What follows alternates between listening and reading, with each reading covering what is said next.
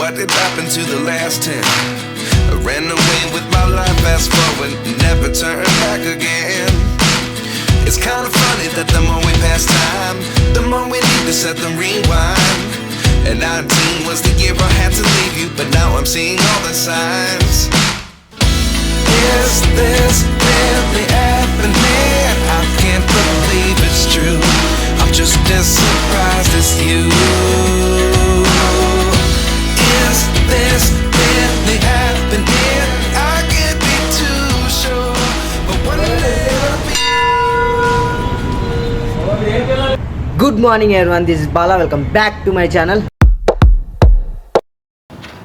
ఈరోజు వచ్చేసి నేను మీకు రెండు స్టోరీస్ చెప్పాలన్నమాట. ఒకటి వచ్చేసి నేపాల్లో నా మొబైల్ ఎలా పోయింది అండ్ నేపాల్ నుంచి నేను రిటర్న్ ఎలా వచ్చేసి అన్నది. సో లేట్ చేయకుండా లెట్స్ గో. సౌండ్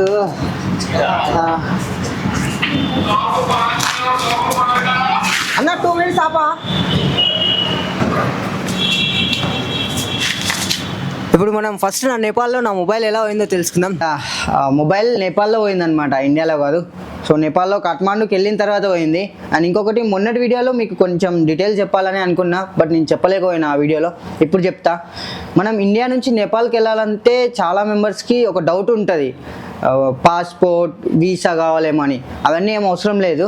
మన ఇండియన్ ప్రూఫ్స్ ఏవైతే ఉంటాయో అవి కావాలన్నమాట. ఒకటి వచ్చేసి ఆధార్ కార్డ్, ఇంకొకటి వచ్చేసి పాన్ కార్డ్, లైసెన్స్. ఇవి సో ఇవి ఉంటే మనని ఎంటర్ చేయనిస్తారనమాట. ఫస్ట్ వచ్చేసి మనని ఇండియన్ ఆర్మీ మనని వెరిఫై చేస్తుంది. సో ఏ పర్సన్ ఎక్కడి నుంచి వస్తుంది ఏందని మన ప్రూఫ్స్ చూసిన తర్వాత మన ఇండియన్ బార్డర్ నుంచి క్రాస్ అవుతాం. ఒక బ్రిడ్జ్ ఉంటుంది. నేను వెళ్ళింది రక్సోల్ బార్డర్ నుంచి, బీహార్లోని రక్సోల్ బార్డర్ నుంచి నేపాల్కి వెళ్ళినా నేను.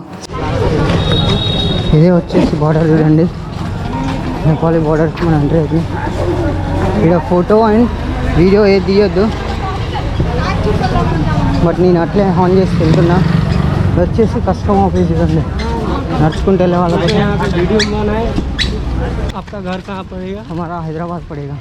ఫ్రెండ్స్, ఇందాక మీకు చెప్పినా కదా నేను ఒక బ్రిడ్జ్ పైన నుంచి నేను మన ఇండియాని క్రాస్ అయినా అని. అదే వచ్చేసి ఈ బ్రిడ్జ్ చూడండి. ఈ బ్రిడ్జ్ పైన మన ఇండియన్ ఆర్మీ ఉంటుంది. ఈ బ్రిడ్జ్ ని క్రాస్ చేసిన తర్వాత నేపాలీ ఆర్మీ ఉంటుంది. అయితే నేను క్రాస్ అవుతుంటే ఇండియన్ ఆర్మీలోని ఒక లేడీ ఆఫీసర్ నన్ను వెరిఫై కోసం పిలుస్తుంది చూడండి. హైదరాబాద్ आधार कार्ड है या हैदराबाद जी. कैसे आए? Bye walk and hitchhiking. हैं? पैदल लिफ्ट. ये क्या कैमरा? या कैमरा बंद कर इधर से कैमरा. నన్ను చెక్ చేసిన తర్వాత నేను మన ఇండియాని క్రాస్ చేసి నేపాల్లోకి ఎంటర్ అయినా. వీళ్ళంతా ఉన్నారు ఇక్కడ.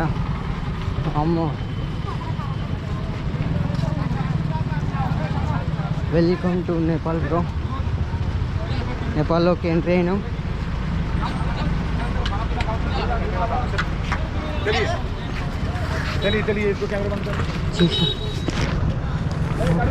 అదే కెమెరా ఇది కనిపిస్తుంది, అని కనిపిస్తలేదు అనుకున్నా. ఒక్కడిగా చూడండి నేపాల్ ఉంది. నేపాల్లోకి ఎంటర్ అయిన తర్వాత మళ్ళీ నేపాలీ ఆర్మీ వాళ్ళు నన్ను పిలిచిండ్రు. పిలిచిండ్రు పోలీస్ వాళ్ళు.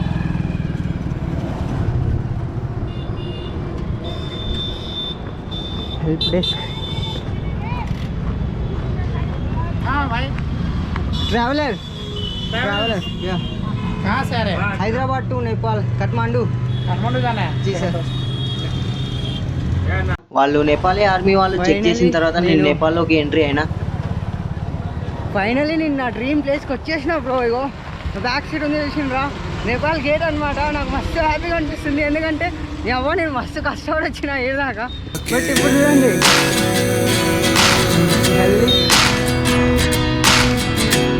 Thank you God, thank you. నేపాల్లోకి వెళ్ళిన తర్వాత నేను ఏం ఆలోచించిన అంటే, నేపాల్ మొత్తం హిల్ స్టేషన్ కదా, మొత్తం కొండ ప్రాంతాలు, ఇక్కడ ఎవ్వరు లిఫ్ట్ ఇయ్యరు. సో ఇప్పుడు నేను స్పీడ్గా బస్కి వెళ్ళి శివుడిని దర్శనం చేసుకొని రిటర్న్లో మళ్ళీ హిచ్ చేసుకుంటా మనం అయోధ్య, నలంద యూనివర్సిటీ ఇట్లా హిచ్ చేసుకుంటా హైదరాబాద్ వెళ్దామని నేను బస్ కోసం ఆలోచిస్తే ఒక ముసలోడు అప్పుడే తగిలిండు. మా దగ్గర బస్ మంచిగా ఉంది, సేఫ్టీ ఉంటుంది అది అని చెప్పిండు. నా మైండ్ని డైవర్ట్ చేసిండ్రు. సో నేను ఇప్పుడు బస్కి వెళ్దామని అనుకుంటుంటే ఇక్కడ తినొచ్చేసి నన్ను కాంటాక్ట్ అయ్యిండు బస్ ఉంది అని. నేపాలీ కరెన్సీలో 900 రూపీస్ అంట. మన ఇండియన్ కరెన్సీలో వచ్చేసి 500 రూపీస్. సో నేను రానని అంటున్నా. ఎంతంటే 140 కిలోమీటర్స్ ఉంటుంది. బట్ మొత్తం కొండలు ఉంటాయి. లిఫ్ట్ ఎవరు చేయరు నాకు తెలుసు కొండ ప్రాంతాలలో అంట. ఇక నేను కూడా సరేలే అని వెళ్ళిన తర్వాత ఆడ బుగ్గగానే అయినా.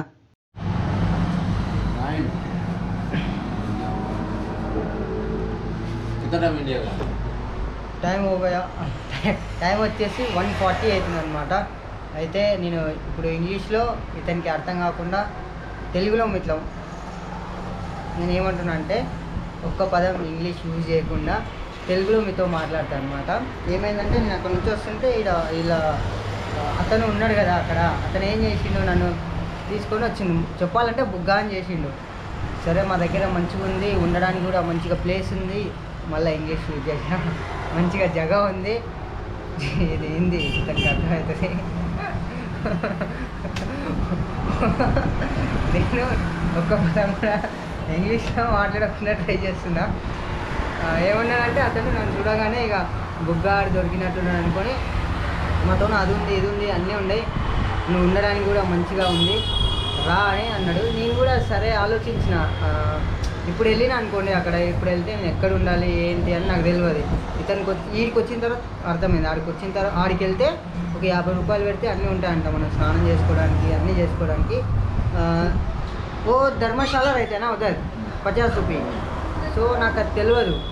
నేనేమనుకున్నా అక్కడ వెళ్తే మళ్ళీ రూము అది ఉండాలి, ఎందుకు ఖర్చు, సరే ఇక్కడ ఉంటే నైట్ నుంచి వెళ్తే ఓకే అని అనుకున్నాం. బట్ ఇక్కడ వచ్చిన తర్వాత అర్థమైంది 50 రూపాయలు ఇస్తే అక్కడ ధర్మశాల ఇవన్నీ ఉండొచ్చు అని, ధర్మశాలలో ఉండొచ్చు అని నాకు అర్థమైంది.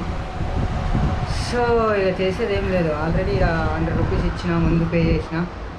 అతను నన్నే చూస్తున్నాడు మిట్ట. సో ఈ కొడుకులు దొంగ నా కొడుకులు ఉంటారు ఇక్కడ, కొంచెం మీరు జాగ్రత్త ఉండండి. నాలాగా బుగ్గాలు మాత్రం కాకండి. ఇంకా కొంచెం సెర్చ్ చేయండి బాగా. నేను కొంచెం నా జర్నీ స్పీడ్గా అయిందనమాట. సో అందుకు నేను అంత సెర్చ్ కానీ అంత ప్రాపర్ ఇన్ఫర్మేషన్తో రాలేదు ట్రిప్కి చెప్పాలంటే. సో వస్తూనే ఉన్నా అట్లా అయింది.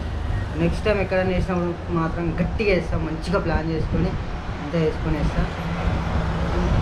వెయిట్ చేస్తున్నా ఏం చేస్తా. కానీ వీడికి వచ్చిన తర్వాత ఇది చూసిన తర్వాత నాకు అర్థమైంది నేను మోసపోయినా అని. ఆల్రెడీ బుగ్గాన్ని అయిపోయినాయి, ప్లేన్ చేయడానికి రాదు. ఇక వెళ్దాం. ఇక వెళ్ళతుంది. ఈవినింగ్ 6కి స్టార్ట్ అవుతుంది, రేపు మార్నింగ్ 5కి డ్రాప్ చేస్తారంట. బుగ్గగానే అయిన తర్వాత పోనీ బస్సు ఇప్పుడు స్టార్ట్ అవుతుంది అంటే లేదు, నైట్ 8కి స్టార్ట్ అవుతుంది అని అన్నాడు. మీరు ఇక్కడ చూసుకున్నట్లయితే బస్కి సంబంధించిన ఫుటేజ్ ఏది నాతో ఉండదు, ఎందుకంటే నేను అది మొత్తం మొబైల్లో తీసిన. గోప్రోలో ఎందుకు తీయలేదంటే గోప్రో కెమెరా యూజ్ చేస్తే నాతో కెమెరాస్ ఉన్నాయని బస్సులో ఎవరైనా చూసి నిద్రమబ్బులు ఎవరైనా కొట్టేసారేమని అన్ని మొబైల్లో రికార్డ్ చేసుకున్నా. నైట్ 8కి స్టార్ట్ అయింది. పొద్దున బస్సు నన్ను 5కి 5:30 6కి అట్లా దింపిన తర్వాత నేను హడావిడిలో ఏం చేసిన అంటే నా మొబైల్ చూసుకోకుండా నేను బ్యాగ్స్ పైన పడిన. నా పిచ్చి చూడండి.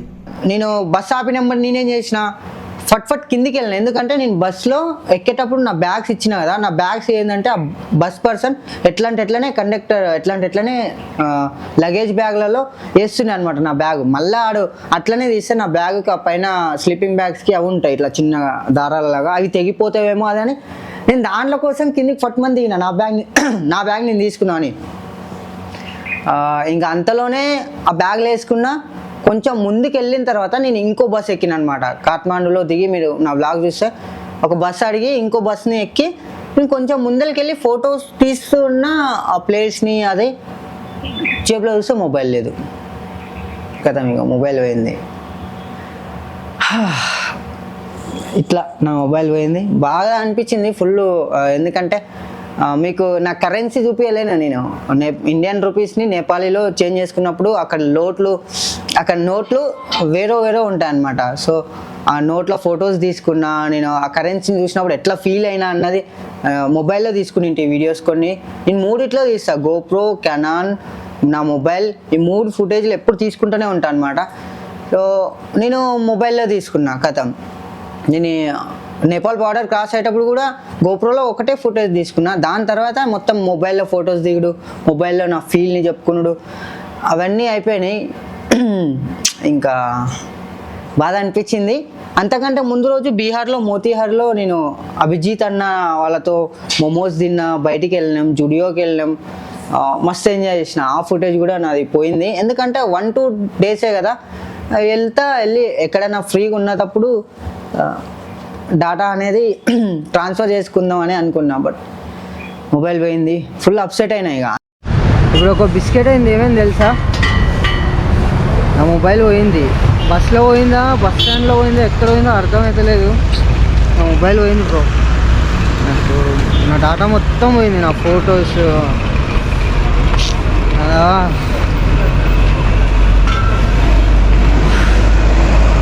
మొబైల్ పోయినా ఇంకోటి తీసుకోవచ్చు, బట్ నా ఫొటోస్ నేను ఇన్ని రోజులు కష్టపడింది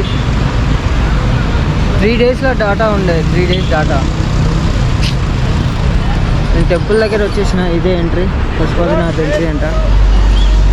ఏమో అర్థం అవుతలేదు, జమా ఖరాబ్ అవుతుంది, మొత్తం లాస్ ఉన్నది. ఇంకో పర్సన్తో నేను కాల్ చేస్తున్నా, ఇంత ఇబ్బంది ఉన్నది బ్రో. అరే ఎట్లా మర్చిపోయినా.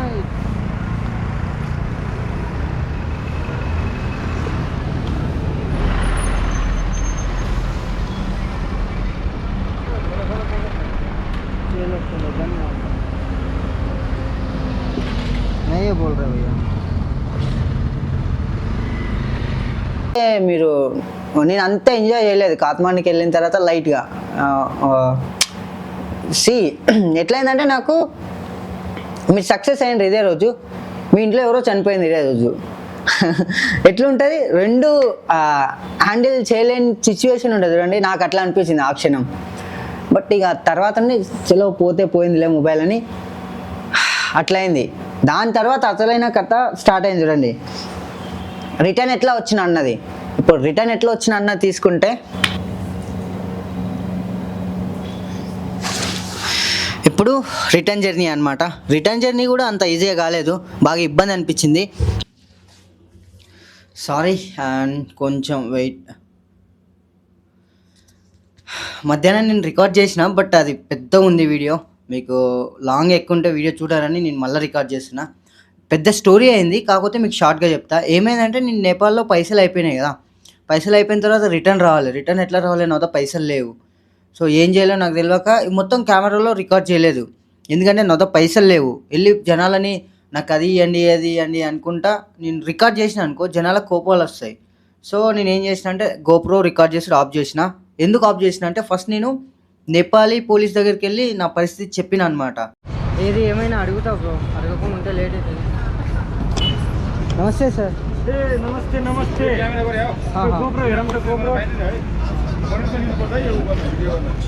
నేను నేపాలీ పోలీస్ దగ్గరికి వెళ్ళి నా పరిస్థితి చెప్పిన అనమాట. నా దగ్గర పైసలు లేవు, ఏం లేవు, నా ఫోన్ ఎవరో కొట్టేసిండ్రు, నేను మళ్ళీ ఇండియాకి పోవాలని. సో మీరు ఏమన్నా హెల్ప్ చేస్తారంటే, వాళ్ళు ఏం చేసిందంటే, వాళ్ళు ఒక నెట్ సెంటర్ దగ్గరికి తీసుకెళ్ళిండ్రు, మనీ ట్రాన్స్ఫర్ సెంటర్ దగ్గరికి తీసుకెళ్ళి అమౌంట్ ట్రాన్స్ఫర్ చేయడానికి అడిగితే ఆ పర్సన్ ఉండి ఇది బార్డర్ క్రాస్ అయ్యి చాలా లోపలికి వచ్చేసినాం కదా, మనం ప్రాపర్ నేపాలీలో ఉన్నాం, సో కొంచెం కష్టం అదే అంటే తనుండి మళ్ళీ బయటికి తీసుకొచ్చి ఆడ అడుగుతూ అది చేస్తున్నాం. అక్కడ ట్యాక్సీ వాళ్ళు ఎక్కువ ఉంటారు అనమాట, ట్యాక్సీలు ఎక్కువ ఉంటాయి ఆ ప్లేస్లో, మేమున్న ప్లేస్లో. సో ఒక ట్యాక్సీ పర్సన్ ఉండే, అంటే నేను నా లైఫ్లో చెప్తా కదా, ఈ ట్రిప్లో ఎక్కడ ఒక దగ్గర మ్యాజిక్ జరుగుతుంది అని, ఇప్పుడు అయింది చూడండి.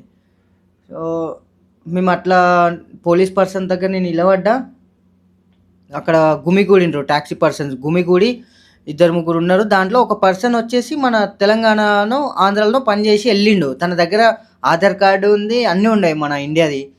సో తనుండి ఎక్కడి నుంచి వచ్చినావు ఏంది అని అడిగి, నేను ఇట్లా నాది తెలంగాణ అన్న, తెలుగు అది అంటే, ఓ తెలుగు నువ్వు అదని నా పరిస్థితి తెలుసుకున్న తర్వాత తను ఉండి నాకు ఒక 300-400 సంథింగ్ ఇచ్చిండు. ఇక అవి తీసుకొని నేను సీదా గొప్పగా ట్యాక్సీ ఎక్కి, బరాబర్ సరిపోయినాయి. ఒక 10 రూపీస్ ఏమో ఎక్స్ట్రా అయినాయో, అది కూడా సరిపోలేదు అనుకుంటా. నా వద్ద ఏం లేవు, బిల్కుల్ 5-6 గంటలు నేను నా వద్ద ఏం లేవు, తినలేను. పొద్దున శివుడిని దర్శనం చేసుకున్న తర్వాత నుంచి నేను తినకం బంద్. సో ట్యాక్సీ ఎక్కి గప్ప ఊకున్నా, ఇండియాకి వచ్చిన అనమాట. ఇండియాకి వస్తుంటే మధ్యలో ఆ ట్యాక్సీ వాళ్ళు ఉండి మధ్యలో తినడానికి వెళ్తే, నేను తినడానికి వెళ్తలేను, గొప్ప ఊకున్నా. పోనీ నా కర్మ చూడండి, ఆ ట్యాక్సీ కూడా రిపేర్ అవ్వడం స్టార్ట్ అయిందనమాట. ఊకే రిపేర్ ఇస్తుంది.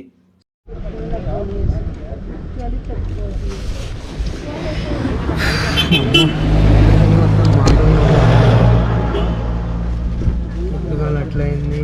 బస్కి వెళ్దామంటే ఇబ్బంది ఉంది. దేనికన్నా స్పీడ్గా వెళ్తా అంటే అమ్మ ఏది రిపేర్ దమ్దం అవుతుంది. ఇక్కడ ప్లేస్ వస్తుంది. సో ఆడ లేట్ అయింది. ఇండియాకి వచ్చిన తర్వాత పైసలు లేవు. అట్లా అయిన తర్వాత ఇండియాకి వచ్చినాక పైసలు ఎట్లా తీసుకున్నా అంటే ఇండియాకి రాగానే నేను BSF వాళ్ళని కలిసిన అనమాట. కలిసి మళ్ళీ ఆడ కెమెరా ఆన్ చేయలేను, ఏం ఆన్ చేయలేను. సో నా పరిస్థితి చెప్పిన తర్వాత అక్కడ 2 పర్సన్స్ ఉండ్రి, గస్తీ కాస్తుండ్రి. వాళ్ళు ఉండి ఒక పర్సన్ నాకు ఏం పెట్టిండు, గన్ను తీసుకొని రెడీగా ఉన్నాడు కాల్చడానికే. అండ్ ఇంకొక పర్సన్ వచ్చేసి, ఇంకొక ఆర్మీ పర్సన్ వచ్చేసి నా బ్యాగ్ చెక్ చేస్తుండ్రు నేను ఏంది అని. సో చెక్ చేసిన తర్వాత అక్కడ వాళ్ళు మా ఫ్రెండ్కి నేను కాల్ చేసి అరే 1000 రూపాయలు ఏరా, నా ఫోన్ ఎవరో కొట్టేసిండ్రు, ఉన్న పైసలు మొత్తం ఫోన్పేలో ఉన్నాయి. సో నా వద్ద ఏం లేవు క్యాష్. సో వాళ్ళు ఉండి 1000 రూపాయలు నాకు ఇప్పించిన తర్వాత వేరే షాపులలో అప్పటికి టైం అయిపోయింది. సో బార్డర్స్లలో ఏంటంటే నైట్ 8-9 అయితే మిమ్మల్ని తిరగనియ్యరు. సో ఆ పర్సన్స్ ఉండి నువ్వు ఇక్కడ నుంచి తిరగకి ఇక సీదా ఈ పక్కనే రైల్వే స్టేషన్ ఉంది కదా, మళ్ళీ నేను రక్సోల్కే వచ్చిన, ట్రైన్కి ఎక్కి సీదా వెళ్ళిపో, నువ్వు బయట తిరిగితే నీ కెమెరా ఇవన్నీ కొట్టేస్తా, నేను కొట్టి నీ బ్యాగులు ఇవన్నీ తీసుకొని నేపాల్కి వెళ్ళిపోయినారు అనుకో, మేమేం చేయలేమని అన్నారు. సో ఫైనలీ ట్రైన్ వచ్చేసింది. టికెట్ తీసుకున్నా 475 రూపీస్. నేను ఏడిపోతే ఆడికి ఆ ట్రైన్ కానీ బస్సులు కానీ ఏవైనా సరే డీలే ఉన్నాయి. ఇదే వచ్చేసి ట్రైన్, సెకండ్ క్లాసా జనరలా వామో మొత్తం. ఇదే వచ్చేసి టికెట్ చూడండి, ప్రైస్ వచ్చేసి 475 ఉంది. 480 తీసుకున్నాడు. రక్సోల్ జంక్షన్ నుంచి హైదరాబాద్ జంక్షన్ వరకు, సికింద్రాబాద్ జంక్షన్ వరకు. కిలోమీటర్స్ వచ్చేసి 2126 కిలోమీటర్లు ఉంది. టైం కిतना हो रहा है?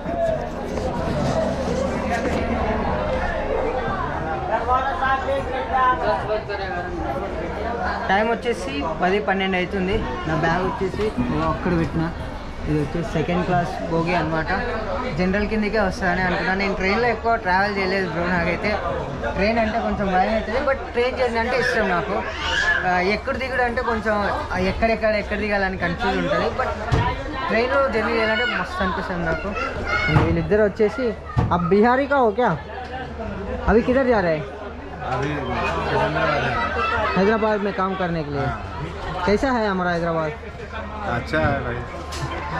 సో వీళ్ళిద్దరు ఫ్రెండ్స్ అయ్యిండ్రు. బ్యాగ్ అక్కడ ఎక్కి ఇక్కడ ఊపున్నాయి. यात्रीगण कृपया ध्यान दें, गाड़ी नंबर 070008 रक्सौल से सिकंदराबाद वाया आरा बक्सर पंडित दीनदयाल उपाध्याय जंक्शन सतना जबलपुर नागपुर गाजीपेट रक्सौल सिकंदराबाद स्पेशल थोड़ी देर में प्लेटफॉर्म नंबर 3 से रवाना होगी. ఇట్లా సికింద్రాబాద్ వచ్చేసిన మస్తు కష్టాలు పడ్డా. ఇది నేను కష్టాలు పడ్డా అని కాదు, ఇది ఒక మెమొరీ నా లైఫ్లో గుర్తుండిపోవాలి. నేను ముసలైన తర్వాత కూడా ఈ వీడియో చూసుకున్నాను అనుకో, మా బచ్చగాళ్ళ కానీ మా వాళ్ళకి చూపిస్తే ఓ ఎంత కష్టాలు పడ్డావు అని వాళ్ళు అనుకుంటారు కదా. సో దానికోసం ఈ మెమొరీస్ నేను క్యాప్చర్ చేసి పెడుతున్నా. బట్ ఫోన్ పోయింది, నేను ఫుల్ అప్సెట్ అయినా.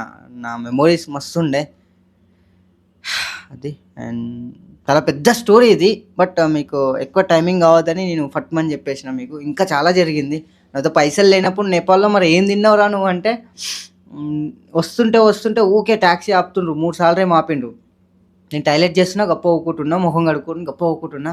నా పక్కన ఉన్న వాళ్ళు మొత్తం తినడానికి వెళ్తున్నారు హోటల్స్లో అట్లా. నేనేమో గొప్ప ఊకున్నా, ఫుల్ చలి. ఇంకా ఒక ప్లేస్లో వెళ్ళి నాతో ఇక ఆకలి కడుపు ఆగలేదు నాది. వెళ్ళి అడిగిన సీదా, నా దగ్గర 7 రూపాయలే ఉండే, ఈ లేస్ ప్యాకెట్ ఎంత అన్న, 10 రూపాయలు ఉన్నాయి అన్నారు. అది నా దగ్గర ఉన్న చిల్లర కూడా నా కెమెరా బ్యాగ్లో చిల్లర ఉంటాయి, అవి వచ్చేసి మన ఇండియన్ రూపీస్ అనమాట, 7 రూపీస్ ఉన్నాయి.